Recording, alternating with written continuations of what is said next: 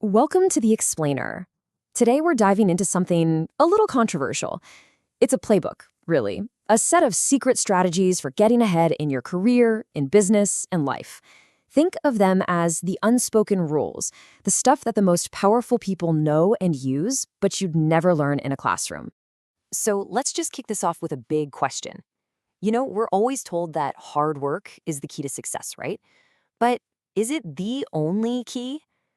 Really look at the people at the very, very top. They're not just working hard. Of course, that's part of it. But they're also playing a totally different game, a much more strategic, more calculated one. And that game is what we're talking about today. We're digging into the core ideas from Robert Greene's infamous book, The 48 Laws of Power, based on the analysis in our source material. And here's the thing. These are the rules people actually follow in the real world, but almost nobody admits it. Why?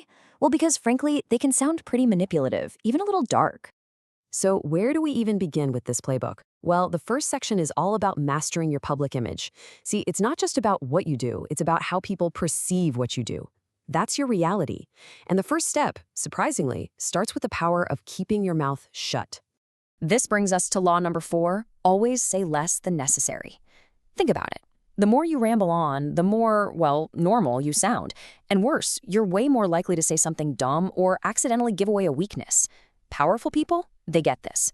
They impress, even intimidate, by saying very little. That's silence. It makes other people antsy, They rush to fill the quiet, and in doing so, they often end up revealing their own card. This is what's called the power of brevity. It's about using just the right words at just the right time for maximum impact. It's way more powerful than just talking all the time, especially in something like a negotiation. A perfect example? A job interview. We've all been there, right? You're trying so hard to impress that you just keep talking, and you end up mentioning weaknesses they didn't even ask about.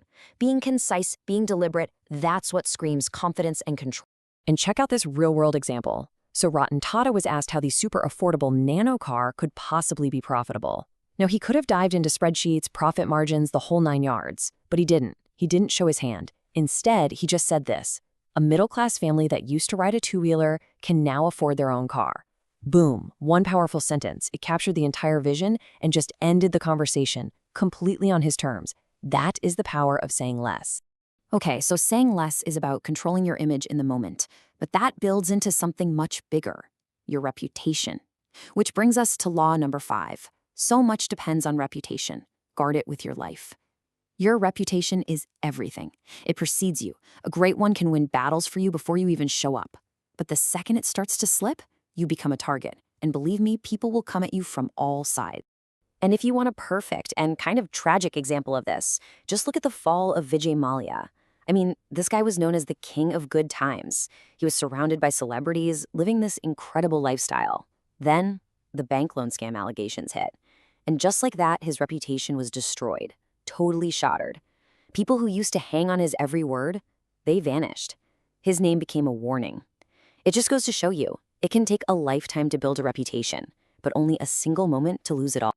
All right, so we've talked about your image. Now things get interesting. We're going to get into navigating your strategic relationships. Because here's the deal. The rules of this game are completely different depending on who you're playing with. Your boss, your friends, and, your enemies. Let's start at the top with law number 1, never outshine the master. Now, this one feels counterintuitive, right? You think, if I show off how smart and talented I am, my boss will love me. But the reality, you might just be making them feel insecure or even threatened. The real key, according to this law, is to make your superiors look even more brilliant than they are. When you do that, you're the one who ultimately rises. And we have a fantastic example of this in action from Indian cricket with Kohli and Dhoni. When Virat Kohli became the Test captain in 2014, he could have tried to push the legendary MS Dhoni aside, to establish his own authority. But he did the exact opposite. He was constantly on the field seeking Dhoni's advice. What a brilliant power move. It showed massive respect, it kept a powerful ally on his side, and it made Dhoni feel valued. The result? A super smooth transition of power. Okay, so that's how you handle your boss. But what about your friends? Well, this is where the playbook gets a lot more cynical. Brace yourself for law number 2. Never put too much trust in friends, learn how to use enemies. Yeah, you heard that right. The argument is, be really careful about mixing friends and business. All those complicated emotions, envy, feeling unappreciated, they muddy the waters. An old enemy, though, if you turn them into an ally, they often have way more to prove and can end up being more loyal. So let's break down the dangers of mixing business and friendship. With friends, envy is a huge risk. They might feel like they're working harder and you're getting all the credit. They might hide how they really feel, and one tiny disagreement can just blow up the whole friendship and the business. Hired help, on the other hand, that relationship is transactional. It's cleaner. They have more to prove, and there isn't all that emotional baggage. It's why, if you absolutely have to work with a friend, you need a rock-solid contract. No exception. Our source puts it pretty bluntly with this quote: Indians are like crabs. If you try to rise up in your friend's circle, knowingly or unknowingly, the people around you will get jealous. And the example they use is Harshad Mehta. The guy was surrounded by his friends in his business, but the second his massive scam was uncovered, who were the first people to turn on him and give evidence? His so-called friends.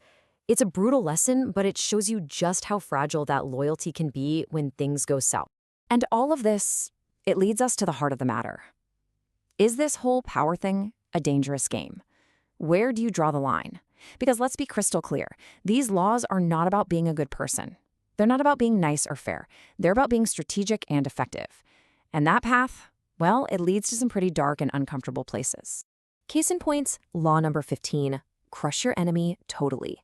This is absolutely ruthless. The logic is, if you only partially defeat an enemy, you're just giving them time to recover. They'll come back, they'll seek revenge, and they'll be stronger because they've learned from their loss. The only way to be truly secure, this law says, is to leave them with nothing, to crush them completely, not just physically, but in spirit. It's a terrifying thought, right? That stopping halfway is more dangerous than total annihilation. And what's so interesting here is that even the creator of our source video taps the brakes on this one. He comes right out and says, this law doesn't match my ideology. I'm not an extremist. I can't explain this law as well because it doesn't align with my ideals. And that right there highlights the whole dilemma of this book. It's not a moral guide. It's not telling you how the world should be. It's just describing in cold, hard terms how power often is. So where does that leave us? Are these laws a guide to success, or are they a path to moral compromise? The 48 Laws of Power basically lays out the rules for a game that, like it or not, is being played all around us every single day. And so the final question isn't about the book, really. It's about you.